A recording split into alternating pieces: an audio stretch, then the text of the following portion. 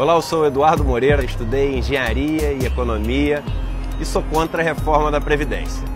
Mude minha ideia. Matematicamente, quando a gente olha o endividamento do governo e a projeção com a mudança aí do perfil demográfico e no sistema que a gente tem hoje, a gente não consegue ter essa conta fechada. Eu reconheço da minha parte que o que nós temos hoje aprovado em segundo turno é melhor do que o que nós tínhamos antes da aprovação. Nós caminhamos no sentido de melhorar o sistema previdenciário brasileiro, torná-lo mais adequado à capacidade financeira do Estado de fazer o pagamento disso. De forma pessoal, eu sou muito prejudicada nessa reforma, mas quando a gente olha o todo, quando a gente olha o país e a gente percebe aí menos dinheiro circulando, menos emprego circulando, esse trabalho da média do trabalhador aí super baixa, R$ 2.200, né?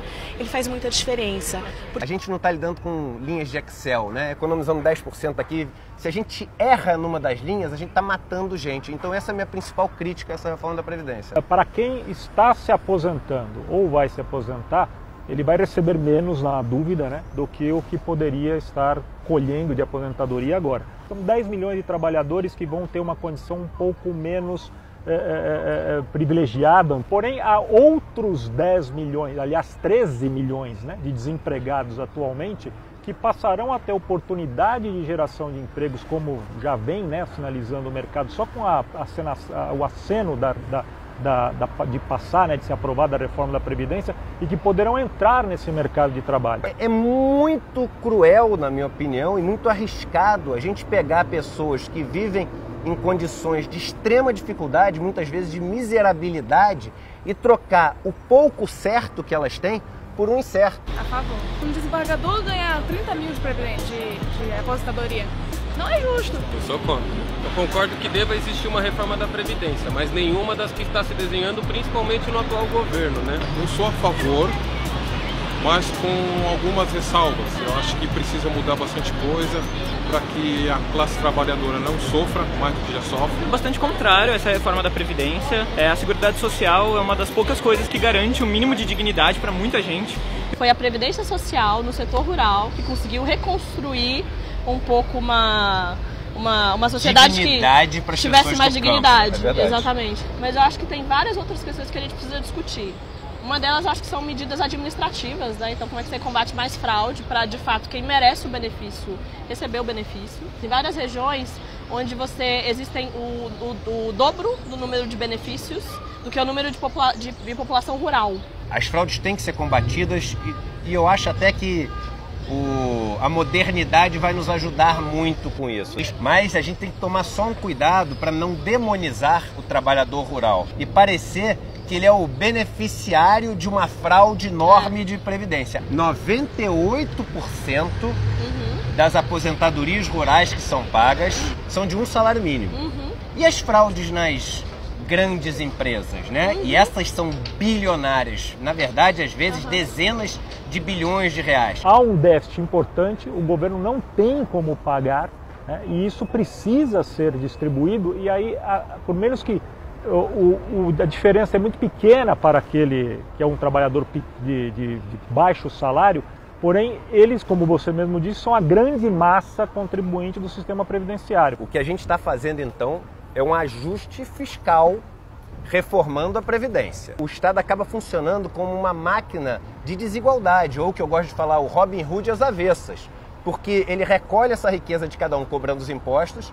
O Brasil, diferente dos outros países do mundo, a maior parte, quase 50% dos impostos que ele arrecada são impostos sobre o consumo, que incidem sobre a parcela mais pobre da população. E isso é perverso. Já os mais ricos, eles gastam pouco daquilo que ganham, ou seja, esse imposto pega pouco sobre elas, e sobre o resto que eles ganham, eles pagam um imposto muito baixo.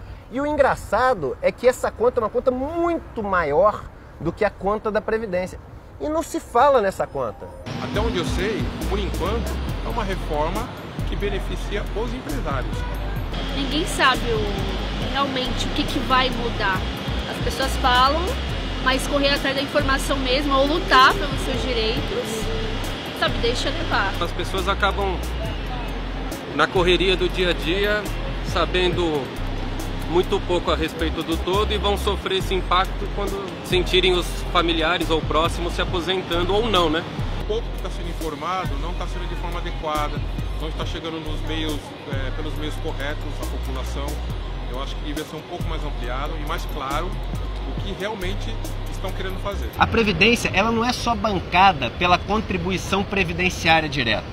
Ela é bancada pelo empregado, pelo empregador e pelos impostos. As pessoas acham que, se não fizer a reforma da Previdência, o Brasil vai quebrar e o único lugar no universo que existe dinheiro para a gente tirar para os problemas do Brasil é a Previdência. E dentro da Previdência, a gente está tirando dos pobres, porque dos militares não está tirando, das pessoas que ganham as aposentadorias enormes não está tirando, do regime próprio de Previdência está tirando muito pouco. Que eu acho que é interessante colocar, olhando para os servidores entre 2003, 2013, até 2003, depois entre 2004 e 2013, é que, principalmente os servidores até 2003, por pessoa, o valor que cada um vai ter que sacrificar é um valor bem alto.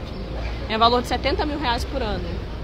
Enquanto o valor de um trabalhador que recebe até um salário mínimo vai ser por volta, assim, cada pessoa por ano, vou lembrar que é por ano, vai ter que sacrificar mais ou menos R$1.300, o que daria mais ou menos R$100 por mês, um pouco mais de R$100. Ainda é um sacrifício. Eu acho que nesse sentido talvez o governo errou, né, porque deveria preservar essa classe mais pobre e pensar primeiro em cortar os privilégios. A minha esperança é que o governo efetivamente faça a lição de casa dele e que gere mais emprego. Os juros básicos da economia, eles caíram e isso vai fazer com que volte a ter dinheiro, que o dinheiro não fique parado lá no CDB, na renda fixa, que ele volte para o mercado. Meu único ponto é o seguinte, como é que a gente vai chegar para essas pessoas, várias delas que estão rodando aqui em volta, e falando assim, a gente está tirando um dinheiro do teu bolso, mas não fica tranquilo, porque é o seguinte, você vai ficar sem dinheiro, mas eu vou te dar esperança. Eu acho que uma reforma tributária que mexesse não só na simplificação dos tributos, mas na redistribuição de onde a riqueza vem para onde a riqueza vai, ela deveria vir antes dessa reforma previdenciária. Entendeu? E aí... Mas não veio, né? Mas é por isso que a gente luta, né? Reforma tributária é muito mais urgente que a da Previdência. É isso. Mas isso implicaria nos grandes patrões, né? É melhor mexer no bolso do povo mesmo. Brasil deixa de arrecadar 3 vezes o rombo da Previdência e impostos. Que é uma notícia que saiu Não sei quem mas já gostei dele. Hoje o tributo, como você mesmo disse, incide sobre o consumo.